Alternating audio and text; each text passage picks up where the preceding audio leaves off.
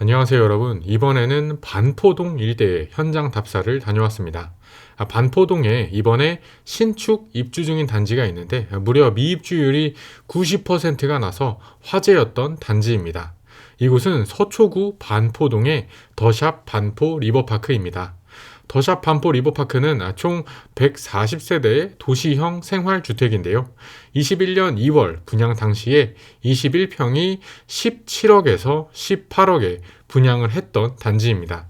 이번 영상에서는 21평 1.5룸 작은 집이 어떻게 18억에 분양이 완판될 수 있었는지, 그런데 왜 지금은 미입주의 난리인지 알아볼 예정이며, 입주자 예정 협의회가 시행사에 가격 좀 깎아달라는 황당한 이 공문을 보낸 사실까지 덧붙여서 함께 알아볼 예정입니다.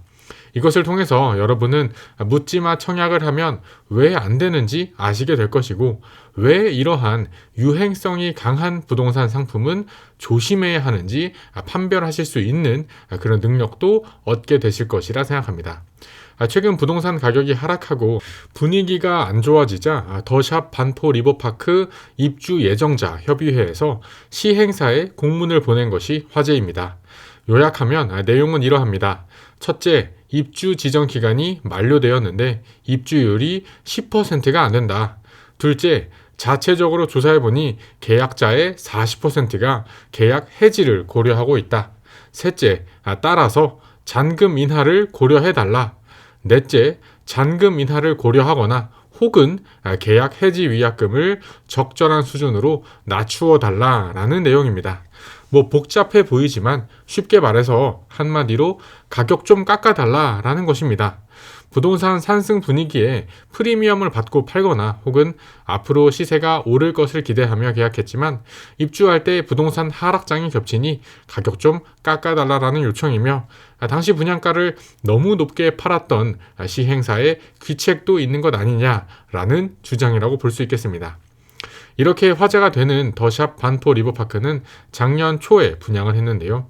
평면도상으로는 1.5룸 정도 되는 20평 작은 도시형 생활주택이 어떻게 18억 원의 분양이 완판될 수 있었을까요?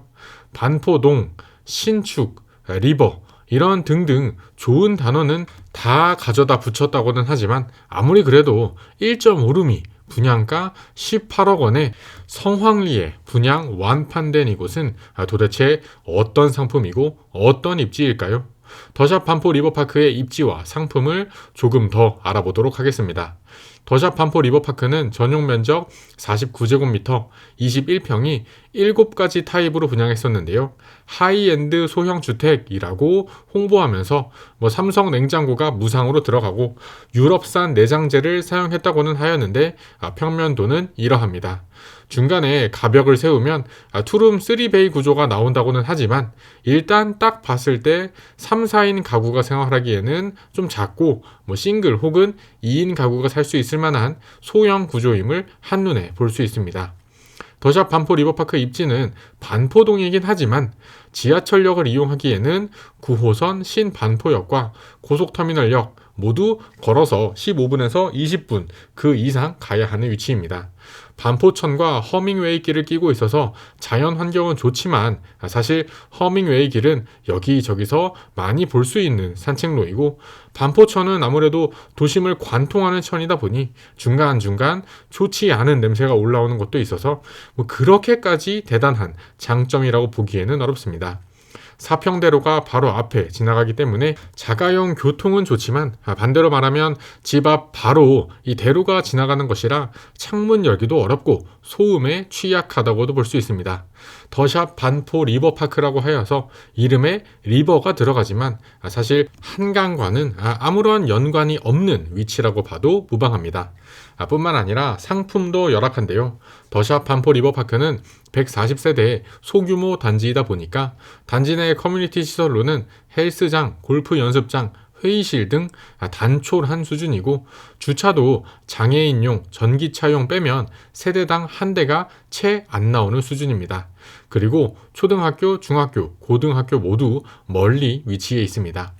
부동산 상승 분위기 때는 모두가 가격이 더 오를 것 같다라는 그런 기대감이 있었지만 하락기가 찾아오자 지난달까지만 해도 단 10%만 입주를 마쳤고 나머지 90%는 전부 빈집인 상태였습니다.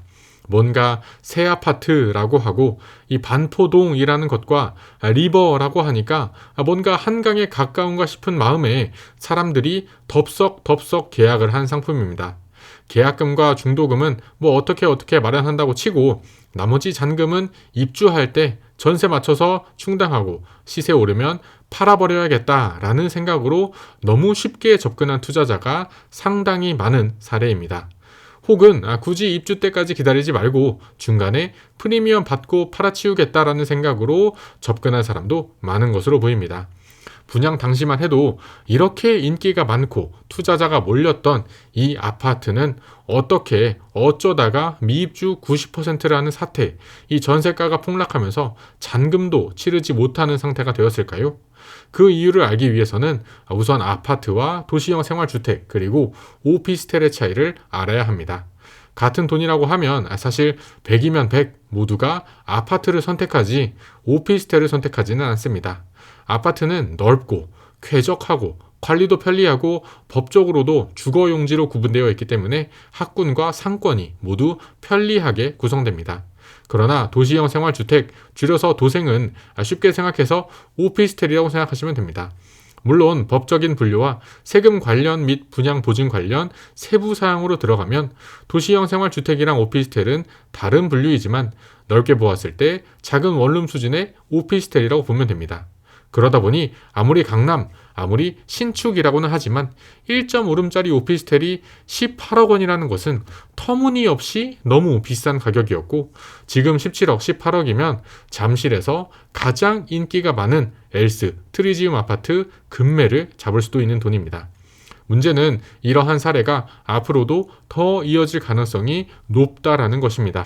지난 부동산 상승장 동안 분양가가 어떻든 돈이 될 것 같다 싶으면 모두가 달려들었기 때문에 이러한 수요에 발맞추어서 소위 하이엔드 오피스텔이라는 비싼 분양가의 오피스텔이 상당히 많이 분양을 했었습니다.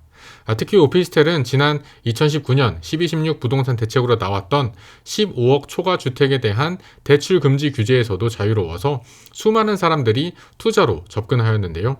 대표적으로 강남 테헤란로 삼성역 인근에 파크텐 삼성이라는 오피스텔도 마이너스 피, 분양가보다 낮은 가격에 매물이 나오곤 했습니다. 삼성동, 논현동, 도곡동 등에 걸쳐서 내년 입주 예정인 오피스텔 그리고 도시형 생활주택들이 상당수 있는데 지속적인 금리 인상과 전세 시세 하락으로 인해서 전세입자를 거의 못 구하거나 전세입자를 구한다고 하더라도 나머지 추가 잔금을 또 현금으로 마련해야 하는 상황입니다. 물론 이러한 사례는 일부 소수 사례라고 할 수도 있습니다. 이렇게 미입주 마이너스 피로 분양권을 던지는 것은 오피스텔이나 도시형 생활주택과 같은 아파트가 아닌 상품에서나 일어나는 그런 일이라고도 생각하실 수 있습니다. 물론 일정 부분은 맞는 말이지만 일정 부분은 틀린 말입니다. 왜냐하면 이러한 미입주 사태 마이너스 피로 급매가 나오는 상황은 결국 한 줄로 부동산 하락 분위기라는 것을 대표하는 것이기 때문입니다.